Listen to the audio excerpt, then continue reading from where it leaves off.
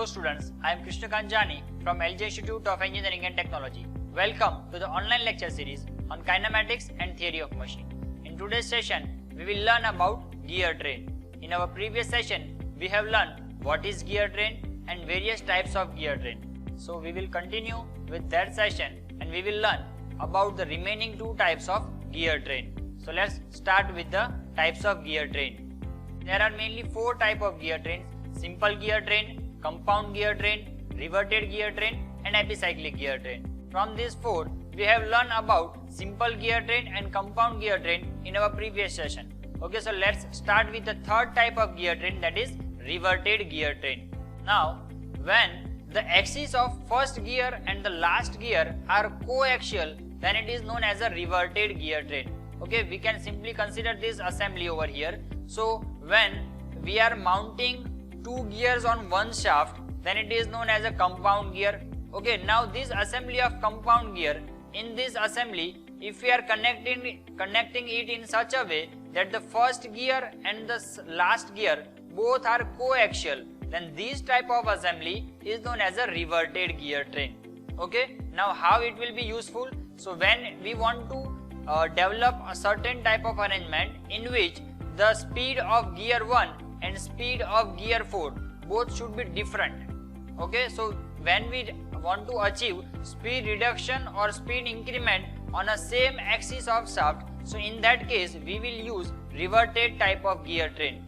Let's consider this diagram. Then over here, gear 1 and gear 2, they are directly attached. So this assembly is known as a simple gear train. Now gear 2 and gear 3 both are mounted on a common shaft. So that's why they are termed as a compound gear, and this gear 3 and gear 4, they are also forming a simple gear train. So this will help us to achieve speed reduction on a same axis. Okay, let's refer this diagram. Then over here, let's consider that this one is your driver gear and this yellow is your driven gear. Then you can refer that the speed of driver gear is slow while the speed of driven gear is large.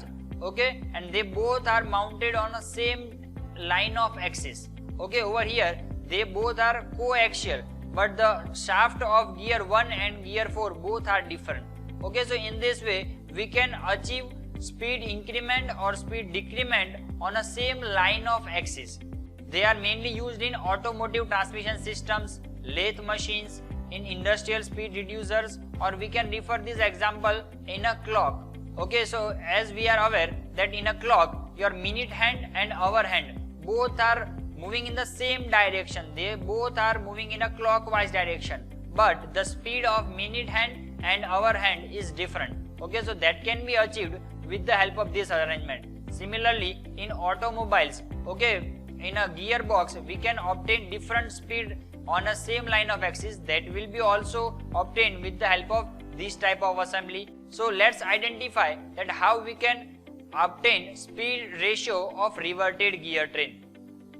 Now, as the diagram shows us that it is a simple type of compound gear, because as we are aware that in a simple compound gear assembly, if we sketch the simple compound gear, then in that case your gear number 4 will be mounted in this direction rather than on that direction.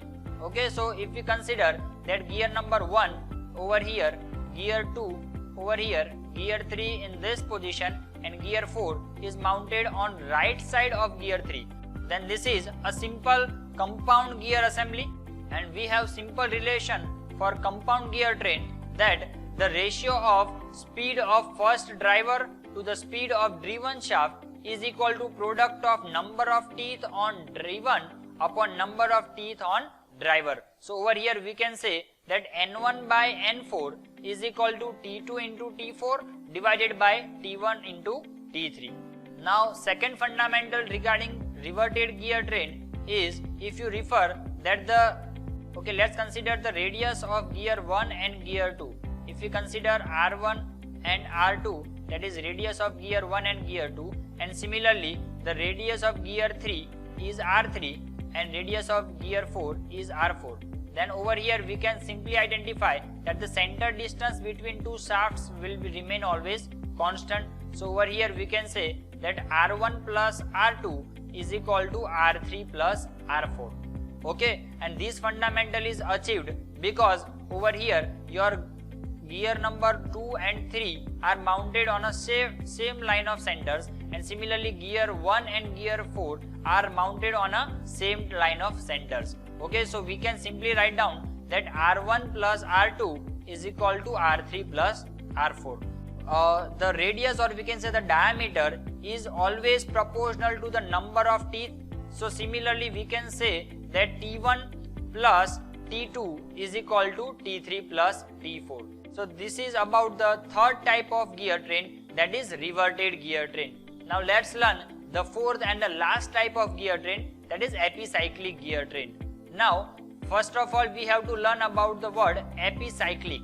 Now this epicyclic means when a body or a circle is rotating on another circle or another body, then these type of curves obtained by revolving or rotating one body on another circular body is known as a epicyclic.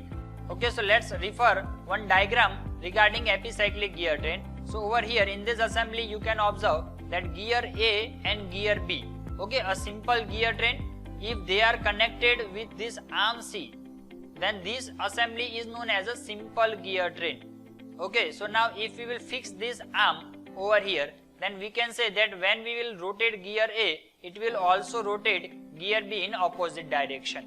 But now in this assembly, if we are not fixing this arm C, okay, let the arm C will move in any direction, then over there we can achieve that with respect to this gear A, your gear B will be moving in its periphery. Okay, so over here you can consider that with respect to this gear A, your gear B is moving on circumference of gear A.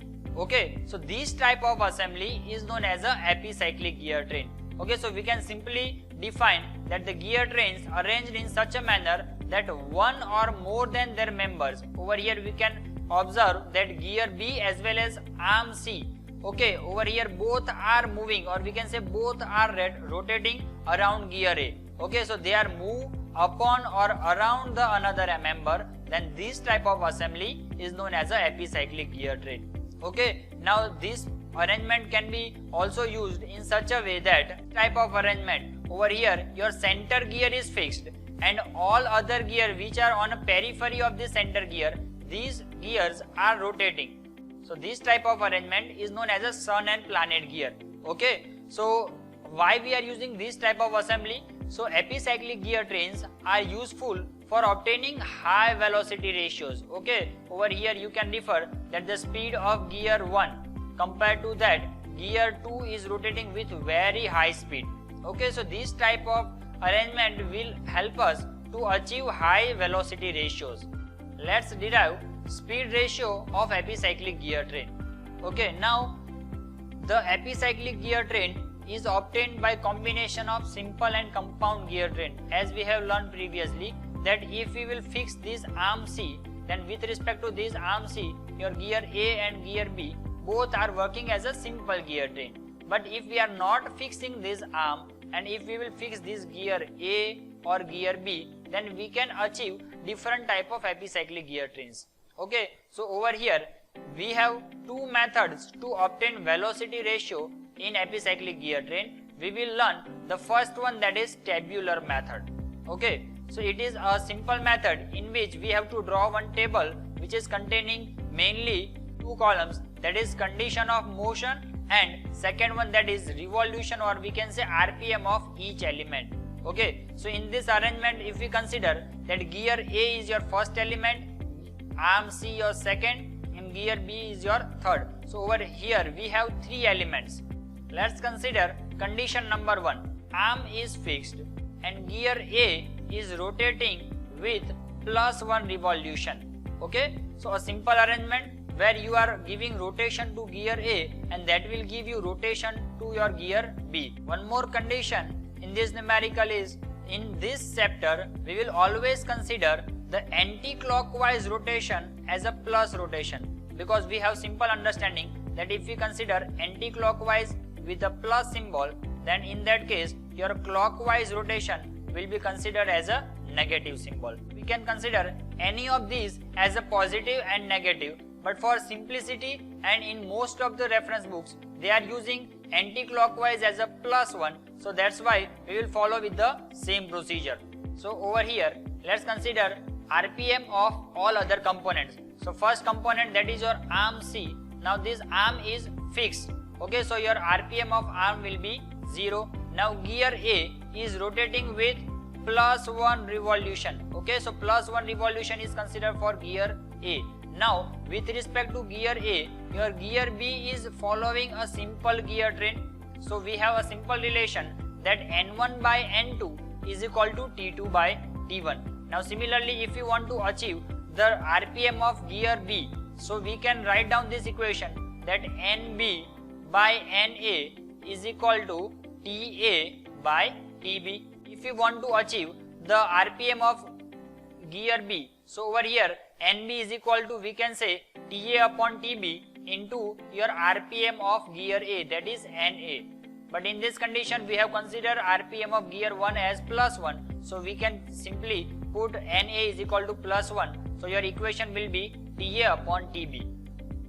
Now another fundamental, we have assumed that your gear A is rotating in anti-clockwise direction, so your gear B will be rotating in clockwise direction. So for clockwise direction you have to mention symbol as minus over here, so that's why we have to put minus TA upon TB, that is your final equation of speed of gear B. Now let's consider second condition for this numerical. So over here if we consider that the RPM of gear A is +x rather than +1, so over here we have to simply change the value with x only. So in this condition your arm will be fixed, so is equal to 0, gear A will be rotating with +x and gear B will be rotating with -x into TA by TB. Okay, let's consider third condition, that if we will add +1 revolution to each component, a simple mathematics, that if we are increasing speed of each component, we are rotating gear A, arm B, arm C and gear B, all these components with +y addition. Okay, so in that condition we have to add +y rotation in each component. So we have final equation, that is total motion of these all components will be +y, 0 + y, that will give us +y. Similarly x rotation plus y rotation, so x plus y, that is the combination of these two terms, and over here combination of these two terms will give us the equation y minus x TA upon TB. Okay, so in this way, by using this final row of this table, we can evaluate values of speed for gear A, gear B as well as for arm C. Okay, so this is the basic method that will be helpful for us to achieve velocity ratio in epicyclic gear train. So this is all about various types of gear train. Thank you.